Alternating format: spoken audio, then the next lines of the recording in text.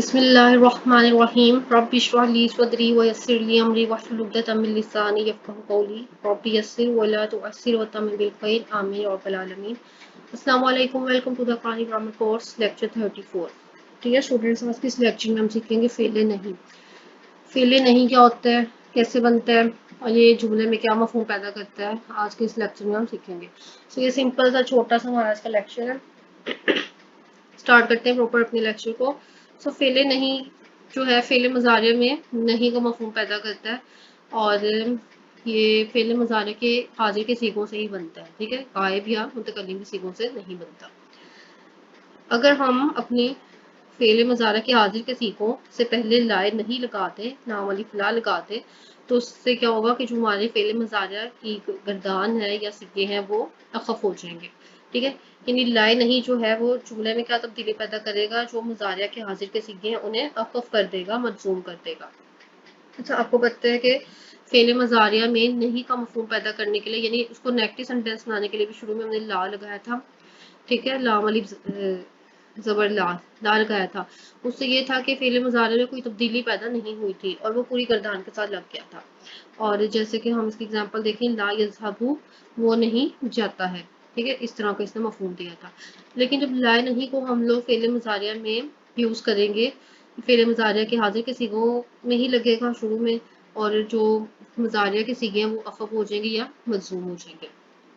تو بس یہی تھا رول ہمارا۔ اس کی پریکٹس دیکھتے ہیں۔ لا تذهب کہ تو مت جا، لا تجلس تو مت بیٹھ، لا تخرج تو باہر مت جا۔ ان جملوں میں آپ نے دیکھا ہوگا کہ یہ ہمیں کس طرح کا مفہوم دے رہا ہے، کہ ایسے مفہوم دے رہا ہے کہ کسی کو کسی کام سے روکا جا رہا ہے یا منع کیا جا رہا ہے۔ سو اگر ہم قرآن و حدیث سے اس کی کچھ ایگزامپلس دیکھیں، یہاں پر دیکھیں، سب سے فرسٹ ہے ہمارے پاس لا تقربوا الصلاۃ، کہ مت جاؤ نماز کے قریب، وانتم سکارا، جب تم نشے کی حالت میں ہو۔ تو یہاں سے ہم لوگوں کو ایک بات پتہ لگی کہ جب انسان جو ہے وہ نشے کی حالت میں ہوگا تو اسے چاہیے کہ وہ نماز کے قریب بھی نہ جائے، نماز نہ پڑھے۔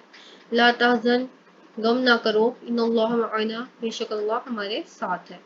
لا تأکلوا، مت کھاؤ، بالشمالی، بائیں ہاتھ کے ساتھ، فإن الشیطان، اب یہاں پر دیکھیں انا جو ہے اس کے شروع میں فا لگ گیا ہے، اور فا جو ہے وہ اب یہاں پر بیکوز کا میننگ دے رہا ہے، کیونکہ یعنی وجہ بتانے کے لیے استعمال ہو رہا ہے، کیونکہ شیطان یأکل بالشمال، کھاتا ہے بائیں ہاتھ کے ساتھ۔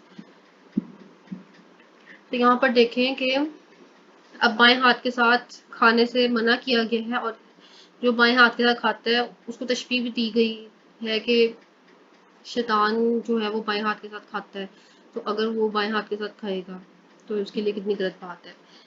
ایک آدمی تھا نبی کریم صلی اللہ علیہ وسلم کے دور میں، وہ نا اپنے بائیں ہاتھ کے ساتھ کھا رہا تھا۔ آپ نے اس سے پوچھا کہ تم بائیں ہاتھ سے کیوں کھا رہے ہو، یا اس کو منع کیا، تو اس نے کہا کہ میرا سیدھا ہاتھ نہیں اٹھتا۔ تو پھر کچھ لوگوں نے اس کو دیکھا کہ واقعی وہ کبھی اپنا سیدھا ہاتھ اٹھا ہی نہیں سکا، کیونکہ نبی کریم صلی اللہ علیہ وسلم نے فرمایا تھا اس کو کہ تو اب اٹھا ہی نہ سکے۔ تو کتنا منع کیا گیا ہے بائیں ہاتھ کے ساتھ کھانے سے۔ آپ لوگوں کو بھی چاہیے کہ دائیں ہاتھ کے ساتھ کھایا کریں، کیونکہ بائیں ہاتھ کے ساتھ جو ہے وہ شیطان کھاتا ہے، اور نبی کریم صلی اللہ علیہ وسلم نے بھی منع فرمایا اس بات سے۔ تو یہ تو ہمارا آج کا لیکچر چھوٹا سا تھا، اس میں ہم لوگوں نے فعل نہیں کو ڈسکس کیا تھا کہ ہم نے فعل مضارع کی جو حاضر کے صیغے ان سے شروع میں ہم نے لائے نہیں کو لگانا ہے، اس سے یہ ہوگا کہ جو ہماری فعل مضارع وہ وقف ہو جائے گی، اور اس طرح سے ہمارے جملے میں نہیں کا مفہوم پیدا ہو جائے گا، یعنی کسی کو کسی کام سے روکا جا رہا ہے۔ ہوپ سو آپ کو سمجھ میں آیا ہوگا، پھر بھی کوئی کنفیوژن ہو، کچھ نہ سمجھ میں آ رہا ہو آپ پوچھ سکتے ہیں۔ اوکے اسٹوڈینٹس، اللہ حافظ۔